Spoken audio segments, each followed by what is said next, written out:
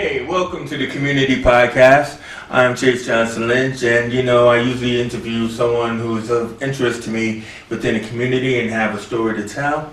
And I met this young woman, and I found the story very fascinating, and I said, listen, you got to come on to the show so we can talk about it and everything. And what I want to just say right off the top is that, we're going to find out more about your story, but chosen to wear the hijab because it's to protect the identity of people that are involved.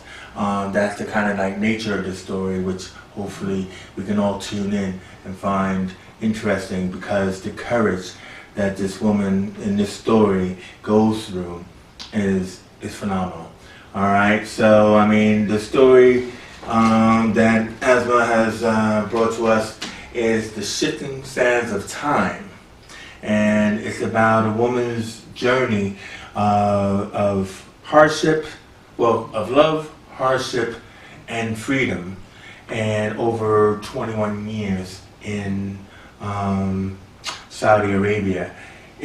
To me, when I first heard this story, it reminded me, because I'm one of those crazy Americans, of Sally Field's movie Not Without My Daughter. It has a lot of similarities to that and everything, but it's this woman's particular story. And so I would like to welcome you to coming here on the Community Podcast and sharing this particular story with us today. Thank you for giving me the chance to tell it. Yeah, no worries. Obviously, writing a story that is real and is full of vulnerability and is full of, that has strength of character in it. There's a lot to it and everything. But first, about you, I thought it was interesting you were saying, there's a 4-part blog series about you. From Susie of Arabia and everything. You were also an Arabian woman, and a story called The Widow's Woes. That's right, yes. And everything else like that. And I'll give up the social media handles of how they can find you, and when they want to go out and find out more about the story. So first, just give us just the pitch, right, of Shifting Sands of Time before we break it down into its origins and where it's going. Yeah.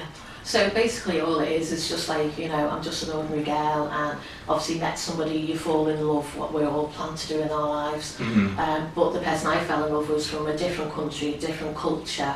I think I was used to, but being so young, and not really travelled or anything, so didn't know a lot about the country he was from, and obviously you have faith in the person that you love and everything and that, so obviously we went over to Saudi Arabia to start a life together.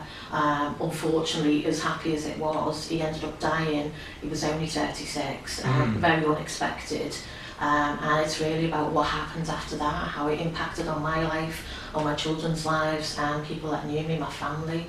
So basically that's what it is about the tale of how I got out of there, and how also being back here, how it's impacted as well, because even though people see that I am an English girl, I've been over there for 21 years, I've had to learn to redo everything again, and it's getting the support over here, which I find there's no support. So I'd like to put that into place and help other women, because it's, you'll hear 1 or 2 stories that are in the newspapers, and there's somebody who's quite high, I think recently was it in Dubai, they've just had, the princess was it, I think she is too, she's just escaped in London, and they will get put into the newspapers, but I'm just an ordinary working class girl, and it happens to a lot of us. And obviously when you meet somebody, you love them. It wasn't my husband's fault it happened, but I think we need to put things in places. In America, for example, they make it now a law that if you marry a Saudi, before you marry them, you have to sign a document where the husband says, they give permission that if you divorce, that the wife is allowed to leave at her own free will, and she's allowed to take the children with her. Wow. And that man has to sign that document. The UK doesn't have anything in place like that, as far as I'm aware, and I think that it's something that should be looked at.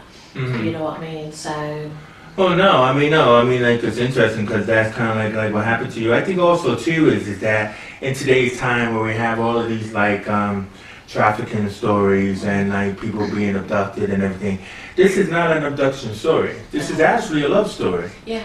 And everything, and I think that's what I find really interesting about this. And as I said to you, there's something that really happens in the middle of this that hit me at the heartstrings. So let's start at the origin, shall we? Like the love story between Abdul and Esma and everything. He was in college, and That's right, yeah. she worked at Mackey's. Now, how real is that? You know what I mean? Yeah. And so tell us about the character of Abdul. The man who had 5 girlfriends. Yeah, until he met me. It was funny actually. I met him. I'd gone to a nightclub with my friends, and it was like girls only, no men. You couldn't look at any men or anything like that. And funnily enough, he'd gone out with his friends with the same rule. But obviously, as fate comes in, if it's meant to be, it's meant to be. And obviously, I saw him. He was very tall. He was the only black person in there as well. So he stood out compared to everybody else because it was over in New Brighton. So back then, New Brighton. Now I understand. Yeah, New Brighton, New Boat. So it was mainly white area. Yeah. So obviously his friends noticed I kept looking at him, he was looking at me, but we both kept to our rule that, we weren't allowed to go with the opposite sex. But I went to go to the toilet as he was leaving, so he just grabbed me quickly and said, "Can I have your number?" Wow. You know what I mean? So not having a pen on me because not prepared. So, I This is before the phone. Yeah, before mobile phones, yeah. So it was like the red lipstick. Yeah. So I wrote it down for him. And obviously we arranged to meet, but it was funny because I'd said to him, again, Mackie comes into the picture, that I'd told him that I'd worked at Mackey's and stuff, so we arranged to meet at Mackey's. But I thought it was the one in Birkenhead because that's where he lived. He thought it was the one in Wallasey because that's where I lived. So 2 people in 2 different Mackeys. I can just see it now. What it was totally mad. So I'm waiting outside Mackey's in Birkenhead. He's waiting outside Mackey's in Wallasey. And both thinking we've been stood up. But luckily he had the foresight that he rang and said, "Well, why did you stand me up?" And I said, "Well, I didn't, you stood me up." Yeah, exactly. You know what I mean? So we were with each other for about 2.5 weeks because then him doing the training over here to learn English, that was over. So he went back to Saudi. Back then, no mobile phones, so it was a case of letters. Or ringing, which would cost about 20 odd quid for like 2 minutes or whatever. So I'd met him in the September, and I was saying to him, "Well, I really would love you to come over for Christmas," but he was saying he couldn't, all that. But Christmas he turned up on the doorstep, for the day, and I was just like gobsmacked. And that, so he just stayed the day, but he was supposed to go back the next day. He missed the coach, so from over here he had to get a taxi at Christmas, which is time and a half, double time, something like that. He had to get a taxi all the way to London. He got back in, but while he was over here for that day, he proposed and everything. Said he wanted to get married, and it's funny, I wasn't planning it, and I just knew straight away. Well, you just know, don't you? You just know. So he was like, "Well, I'm not going to be able to come back for 2.5 years. I'm going to Egypt to study." He said he was doing, at the time, because we were quite young, he said, "I'm going to study about buying and selling money." And I was like, "Don't be so stupid, there's no such thing." But it turns out now I'm grown up, it's the Forex exchange. You know what I mean? But exactly. By the January, he was just like, he'd just come back and he said, "I can't wait 2.5 years for you." So he was back in the January. In the April, we were engaged, and then we got married. So we came back within 6 months and only known him 2.5 weeks. And so then, so at the time, how did it come about that he wanted to take you back home?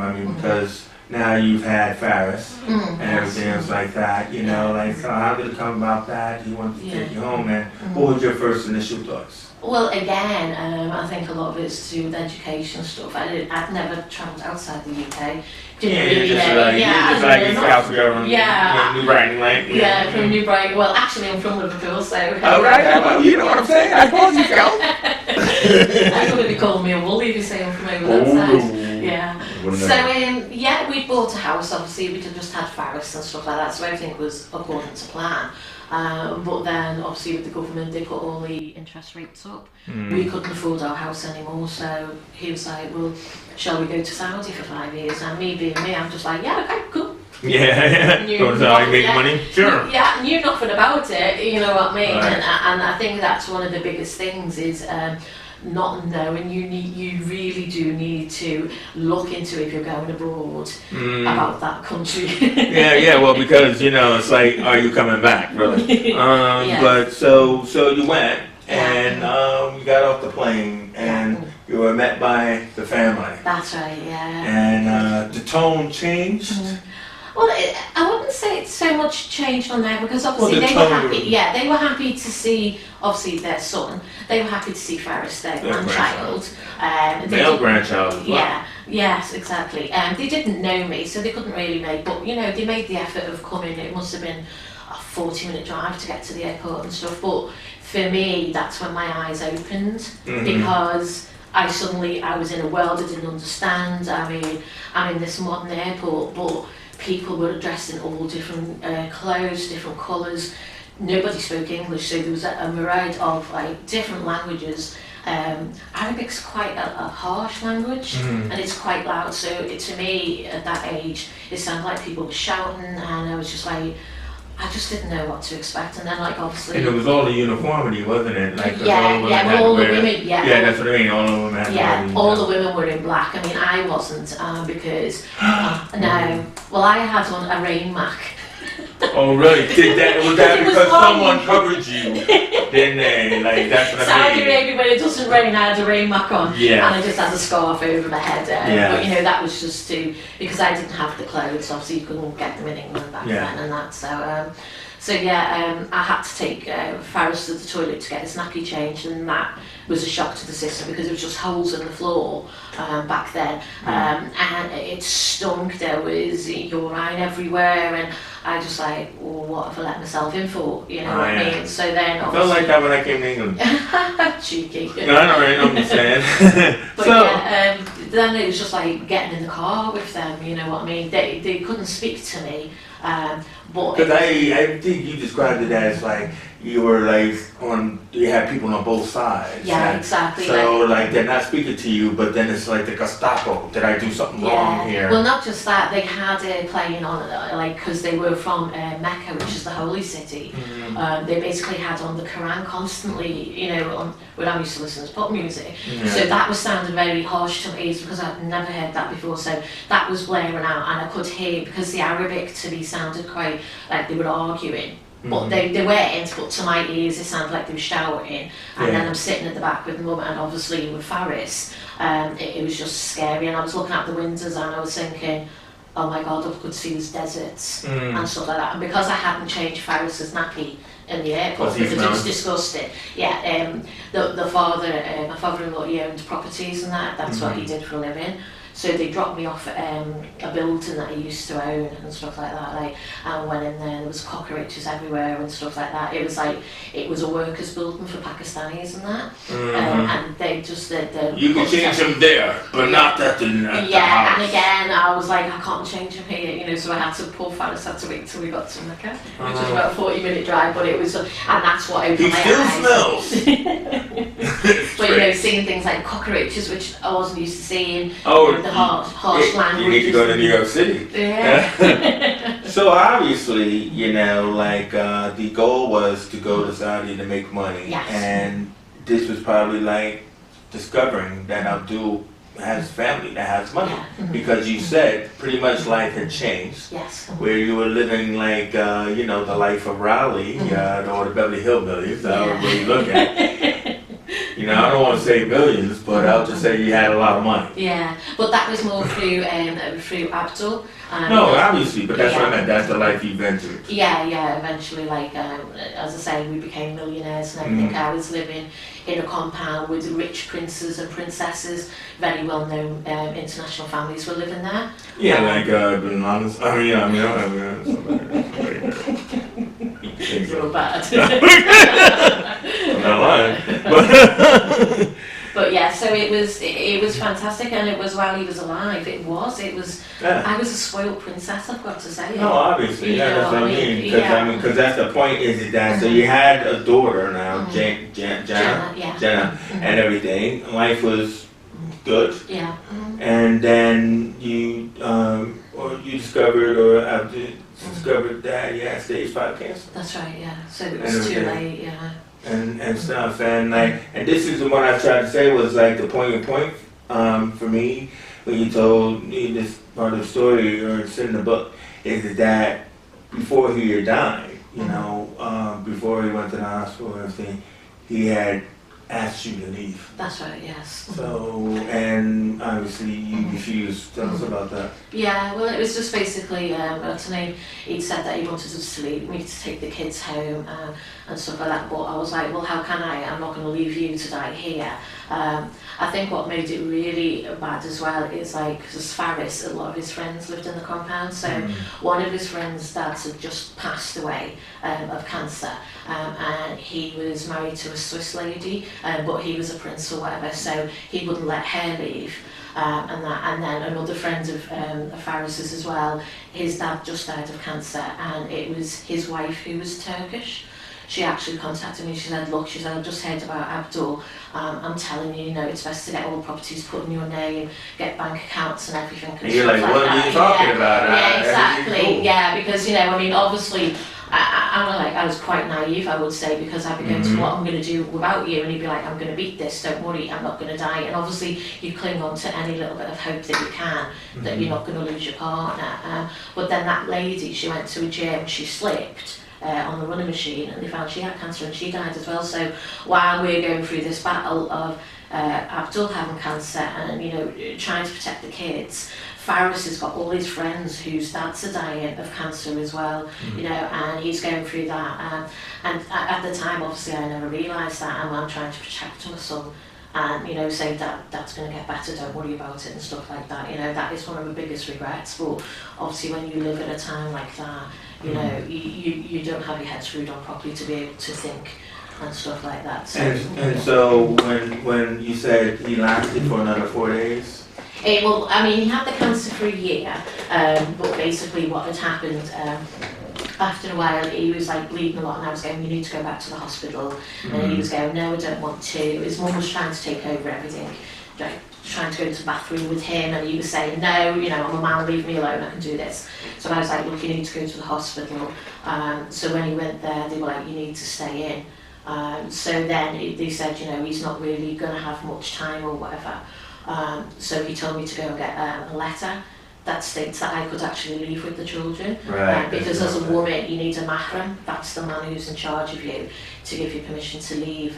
So I went to the lawyer that I got from the embassy, and he put the letter through, but when I come back to the hospital, I went to the English nurses, because obviously I'm going to go to them, and they were like, we can't do this for you, it has to be somebody head in the hospital to sign this and say he's of sound mind. And I think so when I went to her, it was a Saudi woman who told me that as a Muslim myself, at the time, she was like, why would you want to leave this country? This is God's country. Sign the form.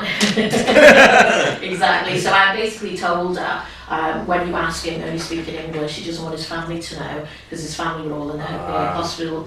And she walked into the hospital room and said to him, I believe you want your children and your wife to leave. And she said it in Arabic. So that's when it all hit the fan. You know what I mean? Right. And so then I knew at that moment I'd never ever get out of there. When he did pass away, 4 days later, his brother actually came knocking at the door. We were all asleep. And he just said, can I have the ID for Abdul? And I was like, why, what's going on? He's like, he's dead, you need to get to Mecca. So I had to wake my children up and say, right, we need to get, because in Islam they get buried as soon as possible by the next prayer. All right. So I had to wake the children and say, Dad's dead, we need to travel obviously to Mecca, and stuff like that. And that's when he sat me down and he said to me, you know what, the children are never ever going to leave this country, they are Arabs. He said, I'm not bothered about you. He said, but you can go. I can go. But my husband had the foresight to give me a Saudi passport as well as a British passport, Right. which makes me a dual national. So Yeah. they couldn't kick me out of the country, because while you're in that country, you're treated as a Saudi full. And that's, again, it's a double-edged sword or whatever, because when I went to the embassy, it told them the situation to escape the British embassy. They were like, we can't do nothing for you. No. So, because I was a Saudi. But it at least kept me in the country and kept me with the children, you know, kind of stuff. So it was one of those ones, like, but the embassy, they were totally useless, wouldn't do anything for me. Even getting my lawyer, they wouldn't give me a lawyer. And in the end, I was like, I would go there every day and say, I need help, I'm trapped. And they were like, no. And I said, well, do you know under the table, do you basically know any lawyers? Like under the table? Yeah. Is that the word you use? Yeah. So thankfully they gave me the name of a Saudi man who was married to a British woman. So that was the person that helped me all along, and bless him, he did all the lawyers' work for me free of charge. He never took a penny for it and that, but I do always remember one time being there, and we were talking about something, and Jan was there running around as she normally does. And as a Saudi he is himself, he turned around and he said, the best thing you can do is get out of this country, he said, otherwise it will destroy Jana. You know, so, you know, even if a Saudi is saying that himself, because that's what people don't realise with Saudis, they just hear the bad stories, and I think that they're all like that. In Saudi, I would say, especially now with the youth now, the majority of them are very well educated, open-minded and everything.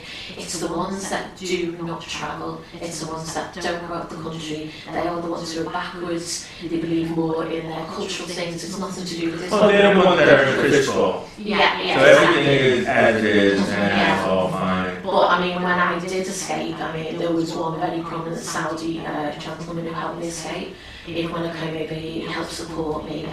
So there was a lot of Saudis that helped me. You know what I mean? So I would never say anything bad about the country itself. It's just the circumstances I was put in at that time with this family. Well, before we get to that, 'cause we get to that now, is the fact that life has now changed when Abdul is passed.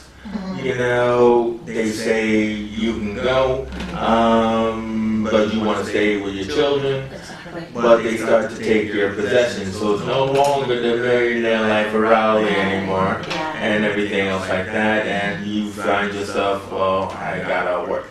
Yes. Somehow, but they can't help. Yeah, no, they were into it because obviously they were thinking that I was a pure Muslim woman. So in Islam, when your husband dies, you're not to leave the house for 40 days. That is basically because if you're pregnant, if you've not left the house for 40 days, it means it's your husband's. If you gather that around and you're pregnant after 40 days, it means that you're with somebody else. And obviously the country's very closed, you can't mix with men that aren't related to and that.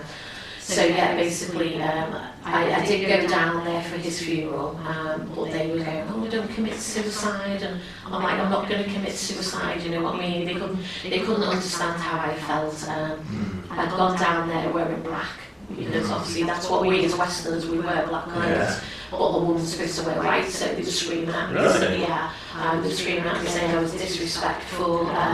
Jano had put some jasmine flowers on my husband's body, you know, because again, that's something we do as Westerners. Again, we were told how disrespectful he was going to hell because of his unbelieving family. And then when it comes to the funeral, to actually be buried, women are allowed to go. So it was like Faris was supposed to go, and he was saying, I don't want to go. And I said, look, son, at the end of the day, death is a personal thing. You have to choose. You have to live your choices. I can't make this choice. So he chose not to go, you know, to the actual funerals he's then buried, because they don't get buried in coffins or anything. They're just wrapped in like a shroud, and they're just put straight into the ground. So he didn't go, and again we were disrespectful. That Muslim would now go to hell. But then again, on the back of that, they never told us where he was buried. So all I know, even to this day, I know he's buried somewhere in Mecca, and that's it. And we have no idea. So what, they don't mark the grave either? No, they don't mark the grave now. Whoa. And eventually, like, once the bodies decompose, another body will be buried on top of that No. later. And it's like they don't have gravestones and things like that. Really? Yeah. And like one of the reasons women can't go because you don't want women crying at the graves and stuff like that, making show. Themselves. Yeah, exactly. So. Alright, so this is truly a fascinating story. So now this is where the story moves into about the escape. you know, or trying to escape, because you said you tried several times. You tried legal matters, you know, you had to wait for Pharisees' age to rise up, you know, because then he could be that, what's it called? Mahram, you know, and everything. And, but so while doing that, you worked as a teacher. Yes. You know, because you knew English and they loved like the English you didn't do. Yeah, well it was the white skin. Yeah, the white skin. Just the fact you had white skin and you were English was enough for you to be a teacher. Yeah, you didn't have to the point where you actually said you became the principal of the Yes, I did after, yeah. Well, I did work up to that. That was my own home. I know. It says 4 to 10 years. I know that. They didn't just say, make her principal. I'm just, you know. Yeah, but as I said to you, you know, I worked for like the Nawaz Sharif with the Prime Minister of Pakistan, and I've taught go ahead, do that name drop. Yeah, Nawaz Sharif, who's now in prison. Yeah, you know, but again, that was done by word of mouth, because, you know, they were like, well, she's running the school, so she must be somebody that's really good.